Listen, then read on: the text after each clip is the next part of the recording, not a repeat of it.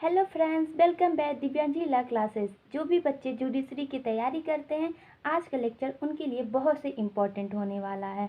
और जो भी जुडिशरी की तैयारी कर रहे हैं उनको एक चीज़ तो पता ही होगा कि झारखंड की बम्पर वैकेंसी आई हुई है, जिसमें 138 सीटें हैं। तो कैसी चल रही है तैयारी। और एक बात नोटिस करने वाली है कि कोई भी पेपर देने से पहले ये फॉर्मेट पेपर का क्या है और किस फील्ड से ज़्यादा क्वेश्चन पुटअप होते हैं, ये नॉलेज रखना बहुत ही इम्पॉर्टेंट है। तो इसी क्वेश्चन को आपको आंसर देने के लिए मैं आ गई हूँ दिव्यांजलि, आपके लिए 2014 का क्वेश्चन पेपर लेके। आपको एक चीज़ पता है, झारखंड जुडिशरी में 100 क्वेश्चन पूछे जाते हैं। तो 100 क्वेश्चन में से मैं आपका आज 50 क्वेश्चन सॉल्व कराऊंगी और 50 क्वेश्चन आपका नेक्स्ट वीडियो में कवर करूंगी। तो देखते हैं किस टाइप के क्वेश्चन आते हैं और किस फील्ड से ज़्यादा क्वेश्चन आते हैं। तो सबसे पहले इंग्लिश है। इंग्लिश से आपको पता है कि 10 नंबर के क्वेश्चन आते हैं। मैंने पेपर एनालिसिस किया है और लगभग हर ईयर 10 नंबर के क्वेश्चन तो इंग्लिश से आते ही आते हैं। बट घबराने की कोई बात नहीं है, पेपर इतना भी टफ नहीं होता है। क्वेश्चन इंग्लिश के जनरल क्वेश्चन होते हैं जो आप 9th-10th के बुक स्टडी करके सॉल्व कर सकते हो। ओके, देखते हैं question number 1। From the following word the misspelt word is. Misspelt मतलब क्या होता है कि ये जो 4 विकल्प दिए हुए हैं इसमें से कौन सा आपका विकल्प गलत है, कौन सा इसमें जो लिखा हुआ वर्ड है गलत लिखा हुआ है, मिसप्लेंट हुआ है। तो इसका फर्स्ट का आंसर क्या होगा आपका सी, एग्जॉस्ट। इसका आंसर क्या होगा, यहाँ पे ES है ना, यहाँ पे ES की जगह पे US होगा। ओके, तो फर्स्ट का आंसर क्या हो गया सी। क्वेश्चन नंबर सेकंड क्या है, गाइनेफोबिया। गाइनोफोबिया स्टैंड फॉर, गाइनोफोबिया एक बीमारी है, ये किस में पाई जाती है। Fear for women, fear for sex, fear for change, fear for marriage. तो ये जो बीमारी है ये किस में पाई जाती है, फियर फॉर वुमेन। तो गाइनोफोबिया फियर फॉर वुमेन आपका सही आंसर होगा। Okay, question number 3। The word which is most opposite in the meaning to the word of random. Random जो वर्ड है इसका अपोजिट क्या होगा। तो रैंडम का अपोजिट आंसर आपका डी है, डेली ब्रेक्स। रैंडम का अपोजिट क्या होगा, डेली ब्रेक। अगला क्वेश्चन देखते हैं, question 4। Find the odd word out. ये 4 विकल्प जो दिए हुए हैं, 4 ऑप्शन दिए हुए हैं, इन चारों में से हमको ऑड ढूंढना है। तो आप एक बताएं एक चीज़, नेसेसरी मतलब आवश्यक, फंडामेंटल मतलब नैतिक। जो हमारा कॉन्स्टिट्यूशन पढ़े हैं ना, कॉन्स्टिट्यूशन क्या होता है, मूल अधिकार, हमारे मौलिक अधिकार को मौलिक क्या है मतलब वो हमारे लिए आवश्यक है। और इनेशियल इसका मतलब ये आवश्यक होता है। तो ये तीनों क्या है, सेम हो गए। ऑड क्या है, फेरी फेरा, फेरी फेरा क्या है, ऑड है। तो फोर्थ का आंसर क्या हो जाएगा, ए। ओके, देखते हैं अगला question 5। One who walk in sleep. कोई व्यक्ति जो नींद में चलता है उसे क्या कहते हैं। तो उसे क्या कहते हैं, सोमनाबुलिस्ट। उसे क्या बोलते हैं, सोमनाबुलिस्ट। क्वेश्चन आंसर क्या हो जाएगा आपका सी। तो 5 का आंसर क्या हो गया, सी हो गया। Question 6। Choose the tense from the of the following sentence. जो नीचे सेंटेंस दिया हुआ है ये कौन सा टेंस है, इसे चूज करना। ओके, तो सेंटेंस क्या है, I was standing outside the post office. तो ये कौन सा टेंस है, वाज स्टैंड। वाज है तो एक चीज़ तो समझ में आ गया, तो वाज है तो मतलब पास्ट है। अब पास्ट में भी आपका 3 ऑप्शन है, past continuous, past simple tense, past perfect. तो आपको एक चीज़ और नोटिस करना, जहाँ भी ING है ये क्या हो जाएगा, कंटिन्यूअस हो जाएगा। तो 6 का आंसर क्या हो गया, past continuous tense. Okay, next question 7। I am trying to phone her but I can not. Answer क्या होगा, गेट थॉट। अगला, which of the following is sentence which coordinate conjunction. जो नीचे सेंटेंस दिए हुए हैं इसमें कोऑर्डिनेट कंजक्शन क्या है। तो सेंटेंस क्या है, he held my hand lest I should fall. Second है, he is slow but he is honest. Third है Rama will go if Hari goes. D है a book is a book although there is nothing in it. तो इसका answer क्या होगा? Answer होगा B. यहाँ पे कोऑर्डिनेट कंजक्शन क्या है? बट क्या है? कोऑर्डिनेट कंजक्शन है। Okay. Question number 9, the word which is most similar in the meaning to the word tracing. Tracing है जो वर्ड है, इसके सिमिलर कौन सा वर्ड है? तो इसके सिमिलर है बीटिंग। बीटिंग क्या है? इसका सिमिलर है। और इसमें और क्या क्या क्या ऑप्शन है? गार्बेज। गार्बेज मतलब कूड़ा, ये तो सिमिलर हो नहीं सकता। शूटिंग, वेयरिंग, तो सिमिलर क्या है? बी ऑप्शन आपका राइट है। ओके। नेक्स्ट देखते हैं क्वेश्चन नंबर 10 क्वेश्चन नंबर 10 क्या है आपका? The group of the word which is most similar in the meaning to B word Venice is. Venice group word के सिमिलर क्या है? तो वेनिस वर्ड के सिमिलर होगा आपका, पहला है आपका goes missing, was founding, was killed, was left behind. तो इसके सिमिलर होगा गोन्स मिसिंग। मिसिंग वेनिस मतलब होता है आपका गुम, गायब हो जाना, और गोन मिसिंग मतलब भी गायब हो जाना। ठीक है। अब आपके 10 क्वेश्चन कंप्लीट हो गए इंग्लिश के। तो एक चीज़ आपको ये क्वेश्चन सॉल्व करके पता चल गया कि इंग्लिश से 10 क्वेश्चन आते हैं और किस फील्ड से क्वेश्चन आते हैं ये भी आपको समझ में आ ही गया होगा। ओके। अब अगला देखते हैं। अगला आपका जीके से क्वेश्चन है। जीके से क्या क्वेश्चन है आपका? क्वेश्चन नंबर 11, किस राज्य ने सर्वप्रथम लोक आयुक्त की नियुक्ति की थी? तो किस राज्य ने की थी? इसका आंसर ऑप्शन है राजस्थान, महाराष्ट्र, गुजरात, उत्तराखंड। आपको भी अगर आंसर समझ में आता है तो आप कमेंट बॉक्स में लिख सकते हो। मेरे आंसर देने से पहले आप अपना आंसर दीजिए कमेंट बॉक्स में और देखिए आपके कितने क्वेश्चन के आंसर्स राइट जा रहे हैं। इससे आपको एक आइडिया मिलेगा कि आपकी तैयारी किस हद तक हो चुकी है और अभी आपको कितनी तैयारी करनी बाकी है। ओके। तो 11 का आंसर हो जाएगा राजस्थान। अगला क्वेश्चन आपका है 12th, अंतर्राष्ट्रीय श्रमिक दिवस मनाई जाती है। कब मनाई जाती है अंतर्राष्ट्रीय श्रमिक दिवस? 15 अप्रैल, 12 दिसंबर, 1 मई, 1 अगस्त। तो आपका आंसर होगा 1 मई। 1 मई आंसर नंबर सी। 1 मई को आपका अंतर्राष्ट्रीय श्रमिक दिवस मनाया जाता है। ओके। अगला क्वेश्चन है, हमारे राष्ट्रीय ध्वज की चौड़ाई और लंबाई का अनुपात। ये आंसर तो आपको आना ही चाहिए। ये भाई हमारे देश के ध्वज की बात हो रही है तो इतना तो आपको पता ही होना चाहिए। तो हमारे राष्ट्रीय ध्वज की जो लंबाई चौड़ाई है उसका अनुपात क्या है? 1 संबंधे 2, 2 संबंधे 3, 3 संबंधे 2, 7 संबंधे 9। तो अनुपात इसका कौन सा है? आंसर होगा बी, 2 संबंधे 3। ओके। अगला क्वेश्चन है क्वेश्चन नंबर 14। 14 क्या है? भारत में निम्नलिखित में से किस तिथि को विधि दिवस मनाया जाता है? आप लॉ के स्टूडेंट हो और इस क्वेश्चन का रॉन्ग आंसर देते हैं तो फिर सोचिए आपकी तैयारी बहुत ही स्लो है। अभी आपको बहुत हार्ड वर्क करने की नीड है। तो अंतर्राष्ट्रीय विधि दिवस क्या है? विधि दिवस कब मनाया जाता है? तो इसको तो मैं आपको ऑप्शन देने से पहले ही आंसर दे रही हूँ। आई होप आप सबको इसका आंसर आ रहा होगा। 26 नवंबर को विधि दिवस मनाया जाता है। आप लॉ के स्टूडेंट है, ये आंसर तो आपको आना ही आना चाहिए। अगला क्वेश्चन देखते हैं क्वेश्चन नंबर 15। 15 क्या है? झारखंड की स्थापना हुई। आप झारखंड का पेपर देने जा रहे हैं तो ये क्वेश्चन देखने से आपको एक आइडिया लग जा रहा है कि झारखंड का पेपर देने जा रहे हैं तो कम से कम झारखंड का जो जीके है, बेसिक जीके आपको पता होना चाहिए। वहाँ से भी क्वेश्चन पुटअप होते हैं। तो आपका क्वेश्चन है झारखंड की स्थापना कब हुई? 15 नवंबर 2000, 16 नवंबर 2000, 15 दिसंबर 2000, 16 दिसंबर 2000। एक चीज़ और देखिए, क्वेश्चन के जो ऑप्शन दिए हुए हैं बहुत ही सिमिलर हैं एक दूसरे से। 15 15, 16 16, नवंबर दिसंबर। तो आपको ये क्वेश्चन का आंसर बहुत ही कंफ्यूजिंग करने वाला है। तो बहुत ही ध्यान से आपको ट्रिक लगाना होगा। आपका आंसर है 15 का। 15 का आंसर देखिए, 15 का आंसर क्या है? 15 नवंबर 2000। ओके। अगला क्वेश्चन है, क्षेत्रफल के आधार पर भारत का सबसे बड़ा राज्य है। मतलब क्षेत्रफल की दृष्टि से भारत में सबसे बड़ा राज्य क्या है? राजस्थान, मध्य प्रदेश उत्तर प्रदेश, महाराष्ट्र।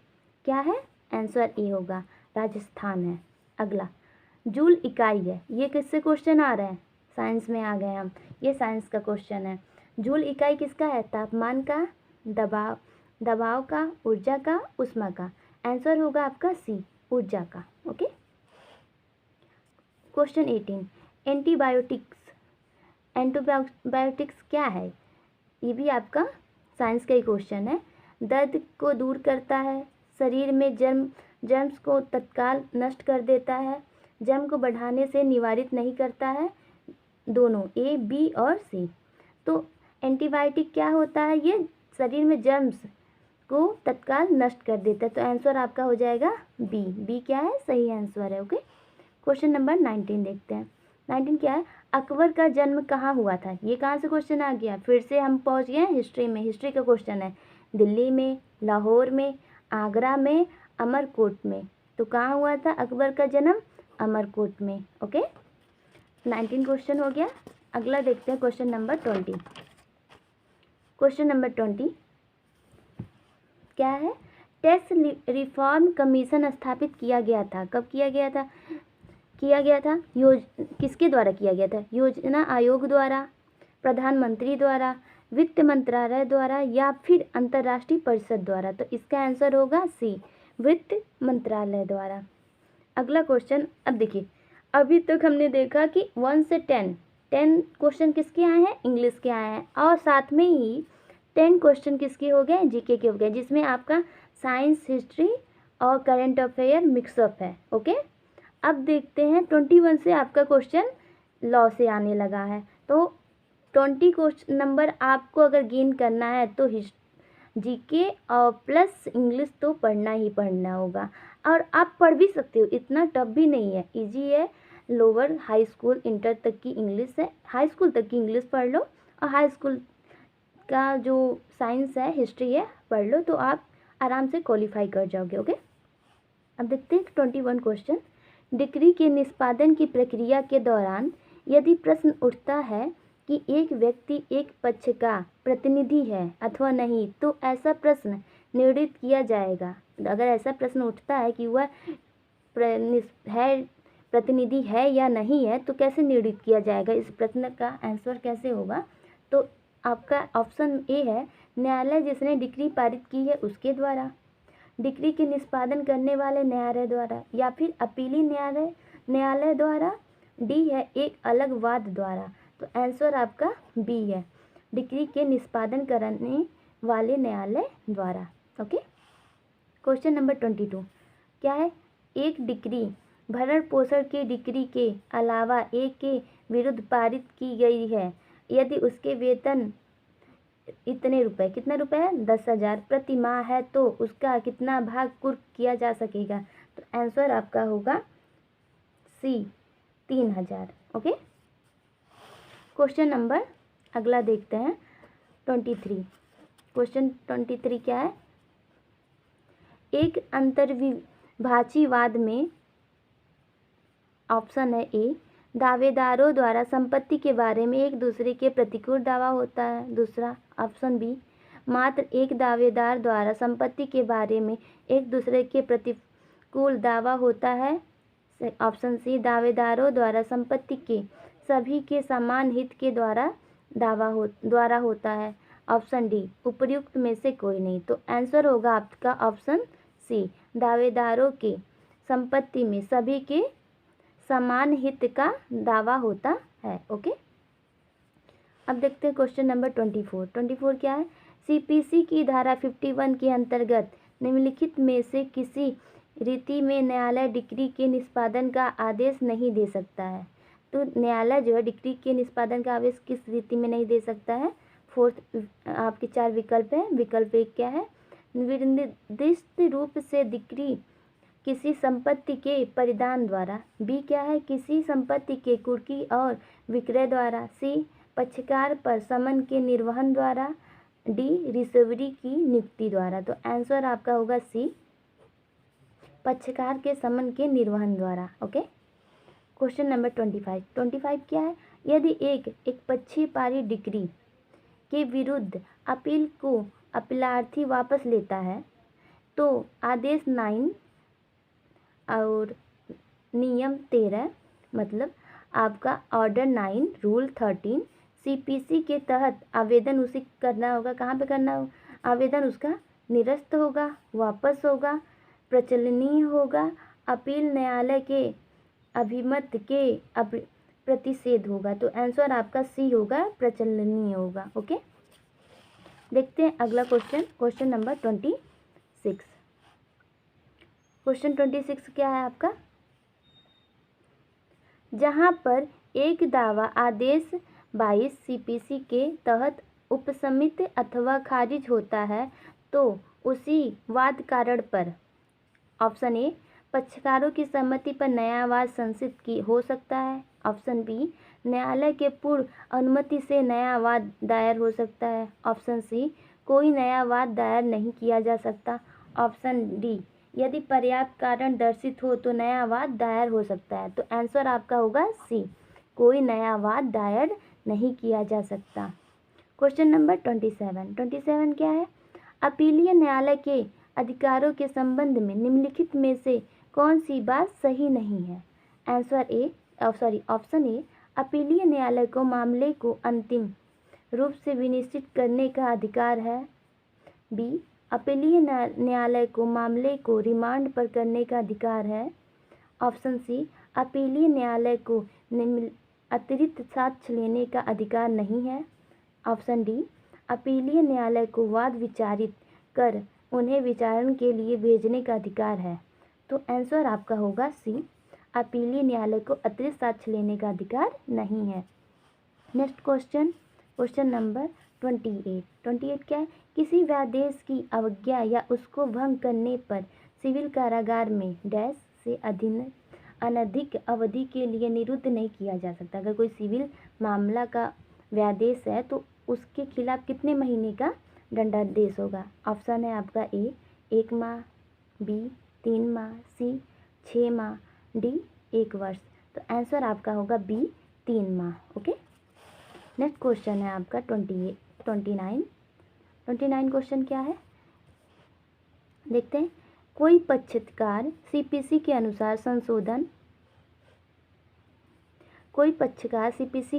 संशोधन करने की अनुमति प्राप्त करने के आदेश के कितने दिन तक अभिवचनों में संशोधन नहीं करता तो न्यायालय की अनुमति के बिना संशोधन नहीं कर सकता है। ऑप्शन ए है 15 दिन, ऑप्शन बी है 90 दिन, ऑप्शन सी है 14 दिन, ऑप्शन डी है 30 दिन। तो आंसर आपका होगा सी 14 डेज। ओके, अगला देखते हैं क्वेश्चन नंबर 30। जहां एक पक्षकार की मृत्यु सुनवाई की समाप्ति पर किंतु निर्णय उद्घोषित करने के पूर्व हो जाती है। अगर कोई पक्षकार है उसकी मृत्यु अगर सुनवाई समाप्त हो गई है लेकिन निर्णय नहीं आया उस बीच में हो जाती है तो ऑप्शन है आपके ए वाद का उपशमन होगा, बी वाद का उपशमन नहीं होगा, सी वाद का उपशमन नहीं होगा यदि वाद कारण रहता है, डी यह माना जाएगा कि निर्णय पक्षकार की मृत्यु होने के पहले उद्घोषित किया गया था। तो ऑप्शन आपका डी है, यह माना जाएगा कि निर्णय पक्षकार की मृत्यु होने के पहले उद्घोषित किया गया था। ओके, अब देखते हैं क्वेश्चन नंबर 31 क्या है? सीपीसी में पुनर्निरीक्षण के लिए आवेदन किस धारा के तहत किया जा सकता है? ये तो बहुत इजी क्वेश्चन है, आई होप सबको आंसर आ रहा होगा। कमेंट बॉक्स में लिखिएगा। ए धारा 114, बी धारा 115, सी धारा 116, डी धारा 113। तो आंसर क्या है? आंसर है आपका बी 115। ओके, क्वेश्चन नंबर 32 क्या है? सीपीसी की धारा 80 में सरकार के विरुद्ध वाद दायर करने से पहले कितने दिन की सूचना सरकार को देना आवश्यक है? तो अगर सेक्शन 80 में क्या बताया गया कि अगर किसी को सरकार के खिलाफ वाद दायर करना है कोई तो उसको सरकार को पहले सूचना देना होगा। तो सूचना कितने दिनों की पहले देना होगा? ऑप्शन ए है आपका 60 डेज, ऑप्शन बी है 30 डेज, ऑप्शन सी है 90 डेज एंड ऑप्शन डी है 14 डेज।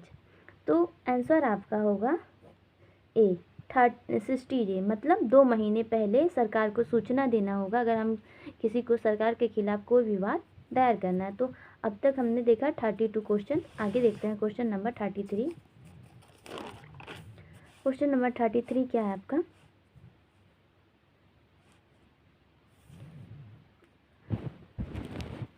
क्वेश्चन नंबर 33 है, कोर्ट में व्यक्तिगत उपसंजाति से छूट प्राप्त करने का प्रावधान किस धारा में है? ऑप्शन ए है धारा 133 CPC, ऑप्शन बी है धारा 132 CPC, ऑप्शन सी है धारा 143 CPC, ऑप्शन डी है धारा 142 CPC। तो आंसर क्या होगा? Option A 133 CPC। Question number 34, लोक चारा के लिए वाद किस धारा के तहत लाया जा सकता है? तो लोक चारा के लिए किस सेक्शन के तहत वाद लाया जा सकता है? ऑप्शन ए है धारा 92 CPC, धारा 41 CPC, धारा 100 CPC, धारा 105 CPC। आंसर होगा आपका option A section 92 CPC। Okay, next question है 35, निर्धन व्यक्ति द्वारा वाद के संबंध में प्रावधान किस आदेश में है? तो ऑप्शन है ए आदेश 32 CPC, आदेश 33 CPC, आदेश 29 CPC, आदेश 34 CPC। आंसर आपका होगा बी आदेश 33 CPC। क्वेश्चन नंबर 36 क्या है? संक्षिप्त प्रक्रिया संबंधी प्रावधान किस आदेश के तहत है? ऑप्शन ए है आदेश 37 CPC, आदेश 36 CPC, आदेश 38 CPC, आदेश 40 CPC। आंसर होगा आपका ए आदेश 37 CPC। ओके, क्वेश्चन नंबर 37 क्या है आपका क्वेश्चन? दंड प्रक्रिया संहिता की धारा 37 के अंतर्गत किस सभी व्यक्ति मजिस्ट्रेट या पुलिस की सहायता के लिए बाध्य है? ऑप्शन ए जिसे वह मजिस्ट्रेट या पुलिस अधिकारी गिरफ्तार करने के लिए प्राधिकृत हैं उसे पकड़ने या भगाने से रोकने में। ऑप्शन बी परिशांति भंग के निवारण या रोकने में। ऑप्शन सी रेलवे को क्षति पहुंचाने के प्रयास को रोकने में। ऑप्शन डी उपर्युक्त सभी में। तो आंसर आपका होगा डी उपर्युक्त सभी मामलों में पुलिस की और मजिस्ट्रेट की सहायता करने के लिए जनता बाध्य है। अब देखते हैं क्वेश्चन नंबर 38 क्या? भारतीय दंड संहिता के अंतर्गत संज्ञेय वाद में पुलिस को शक्ति है? ऑप्शन ए अन्वेषण का परंतु बगैर वारंट के गिरफ्तारी करने की शक्ति को छोड़कर। ऑप्शन बी अन्वेषण का और बगैर वारंट के गिरफ्तार करने की शक्ति सहित। ऑप्शन सी अन्वेषण का और बगैर वारंट के गिरफ्तारी का परंतु दंडाधिकारी से अनुमति प्राप्त कर। ऑप्शन डी क्या है? अन्वेषण और गिरफ्तारी का बिना वारंट के परंतु दंडाधिकारी जिन्हें उस अपराध के में जांच या दंड देने का अधिकार है उन्हें सूचना देने के बाद। तो आपका आंसर होगा आंसर बी ऑप्शन बी अन्वेषण का और बगैर वारंट के गिरफ्तार करने की शक्ति सहित। क्वेश्चन नंबर अगला देखते हैं 39 क्या है? यदि अपराध 1 वर्ष से अनधिक की अवधि अनधिक है, यहाँ पे क्या है? अनधिक मतलब 1 वर्ष से अधिक का नहीं की अवधि के लिए कारावास से दंडनीय है तो न्यायालय उस अपराध का संज्ञान किस मामले के किस समय बाद नहीं लेगा? ऑप्शन ए आपका 3 महीने, ऑप्शन बी है 6 महीने, ऑप्शन डी सी है 1 वर्ष, ऑप्शन डी है 3 वर्ष। तो अगर 1 वर्ष के लिए के अनधिक अवधि का दंड कारावास से दंडनीय अपराध है तो इसका टाइम लिमिट क्या होगा? 1 वर्ष ही होगा। ओके, नेक्स्ट क्वेश्चन देखते हैं क्वेश्चन नंबर 40। क्वेश्चन 40 क्या है? क्वेश्चन 40 है आपका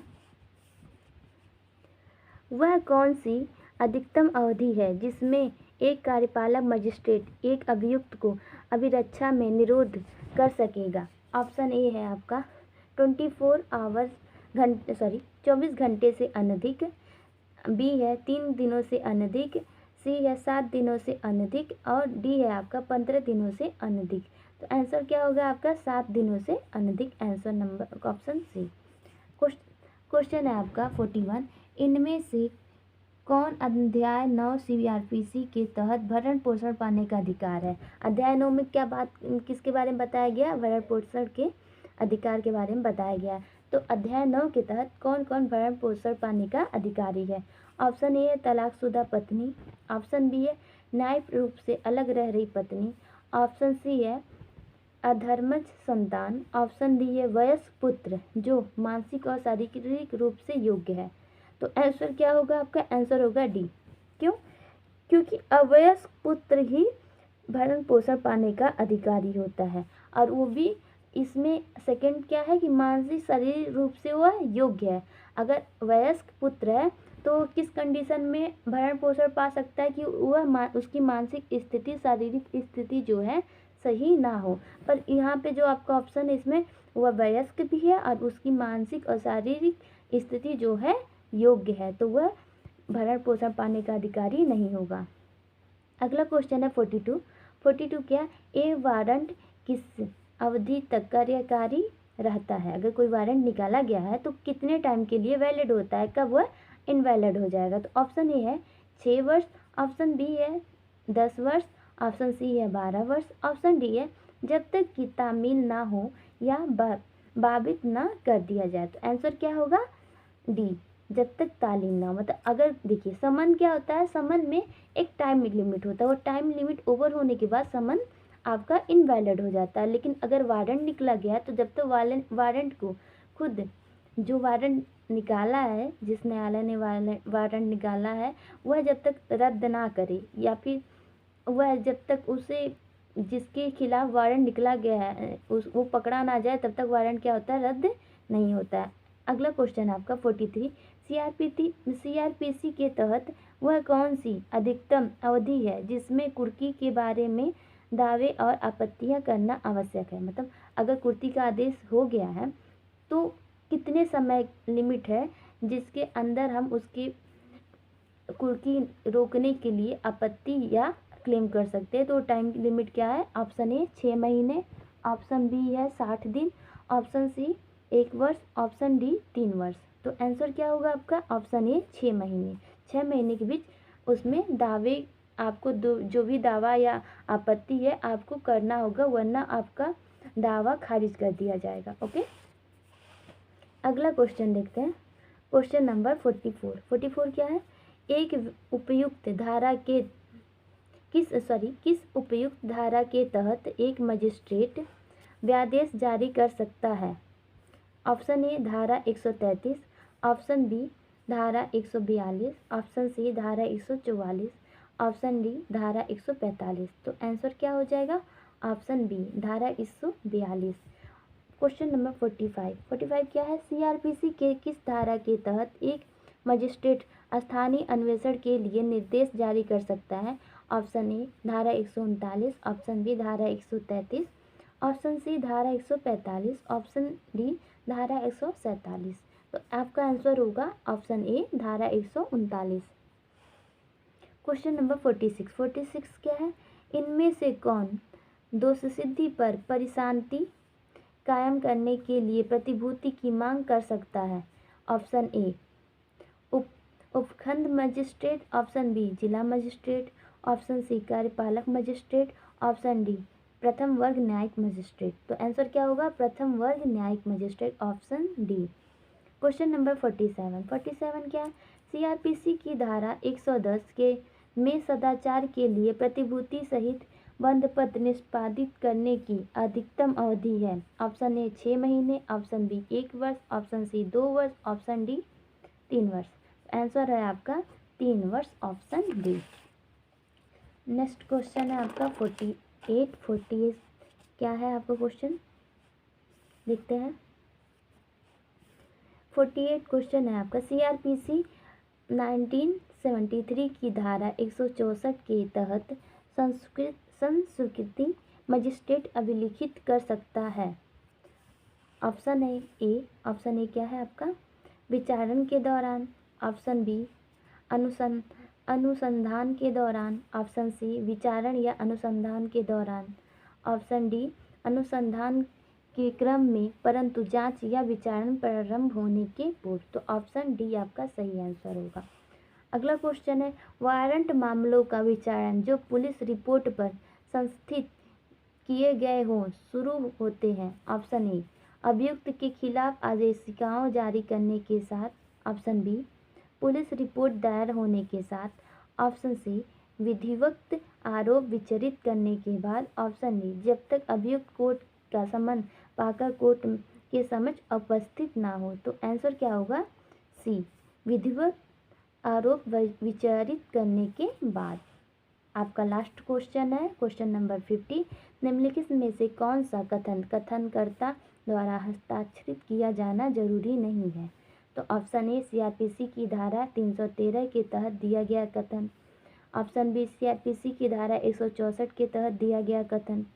ऑप्शन सी, सीआरपीसी की धारा 161 के तहत दिया गया कथन। And last option D, CrPC की धारा 164 के तहत दिया गया अभियुक्त का कथन संस्कृति।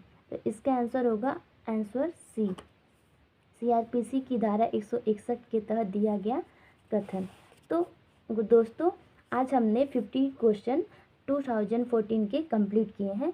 अगला सीरीज मैं जल्दी लेके आऊँगी जिसमें आगे के 50 क्वेश्चन मैं कवर करूँगी। अगर आपको वीडियो पसंद आई हो तो लाइक कीजिए, कमेंट कीजिए और हाँ, वीडियो को शेयर कीजिए अपने दोस्तों के साथ। मैं इसी चैनल पे आगे जो भी provided question, previous year question मुझे मिलते हैं, मैं आपको प्रोवाइड करवाने की पूरी कोशिश करूँगी विद आंसर। और अगर आपको ये जो मैंने पढ़ाया है ये नोट्स चाहिए, PDF निकलवाना चाहते हैं, तो मैं लिंक शेयर कर दूँगी, टेलीग्राम लिंक, आप वहाँ से जाके PDF डाउनलोड कर सकते हो।